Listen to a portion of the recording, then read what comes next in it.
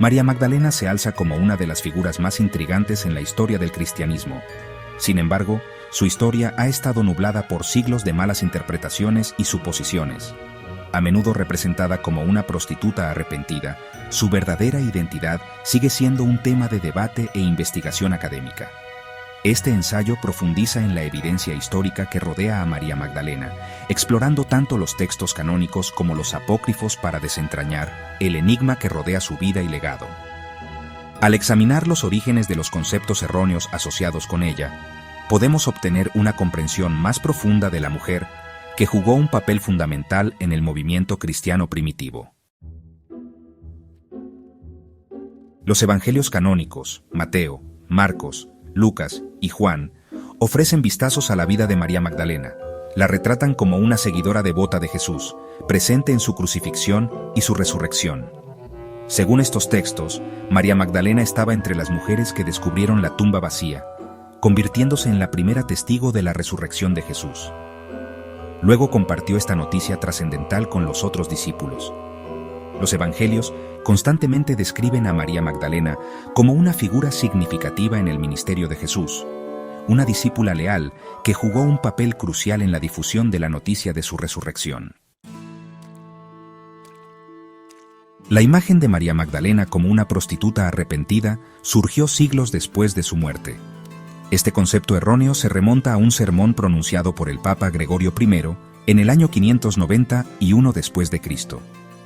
En su sermón, el Papa Gregorio fusionó a María Magdalena con varias otras mujeres mencionadas en los Evangelios, incluyendo a una pecadora sin nombre que unge los pies de Jesús.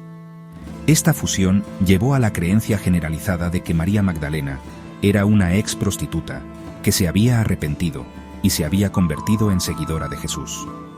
Si bien no hay base bíblica para esta asociación, se arraigó profundamente en la tradición cristiana.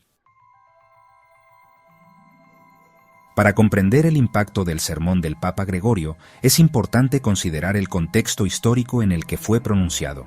El siglo VI fue una época de importantes trastornos sociales y religiosos en Europa. El Imperio Romano había caído y la Iglesia Católica estaba consolidando su poder. En este contexto, el sermón del Papa Gregorio puede verse como un intento de reforzar los valores morales tradicionales y promover la autoridad de la Iglesia. Al retratar a María Magdalena como una pecadora arrepentida, el Papa Gregorio ofreció un poderoso ejemplo de la misericordia de Dios y el poder transformador de la fe. Sección 5. Un ajuste de cuentas largamente esperado. La corrección de la Iglesia en 1969. La Iglesia Católica corrigió oficialmente el concepto erróneo que rodeaba a María Magdalena en 1969.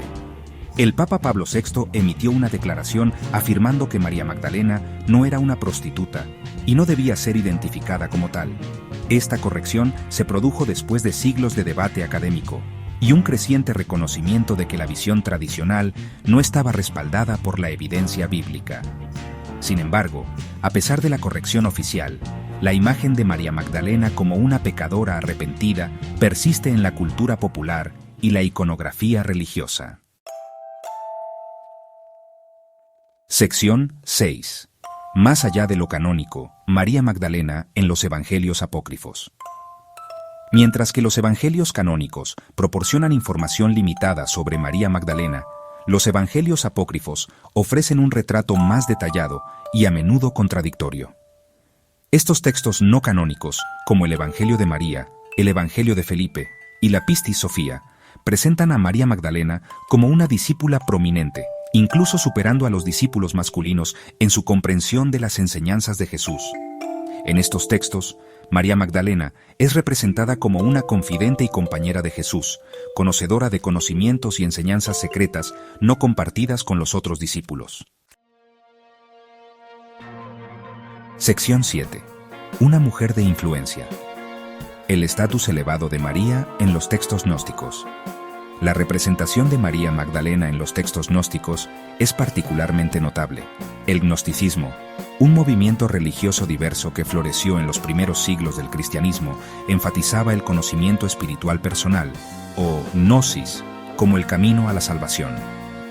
En los textos gnósticos, María Magdalena a menudo se describe como receptora de revelaciones especiales de Jesús, poseyendo una comprensión más profunda de sus enseñanzas que los otros discípulos.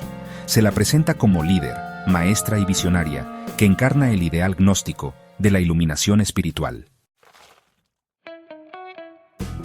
Sección 8. El peso de la mala interpretación. Impactos en la historia y la fe. La mala interpretación de la identidad de María Magdalena ha tenido un profundo impacto tanto en la historia como en la fe.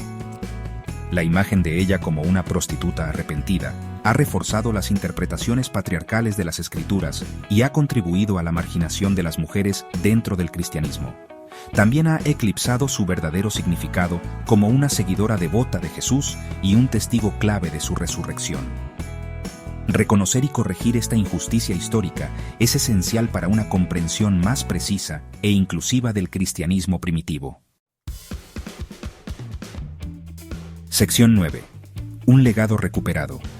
Comprendiendo el verdadero significado de María Magdalena. La historia de María Magdalena es un testimonio del poder de la interpretación y el legado perdurable de los conceptos erróneos históricos. Al examinar la evidencia bíblica y el contexto histórico en el que surgieron estas interpretaciones, podemos comenzar a recuperar su verdadero significado como una seguidora devota de Jesús, testigo de su resurrección y líder en el movimiento cristiano primitivo.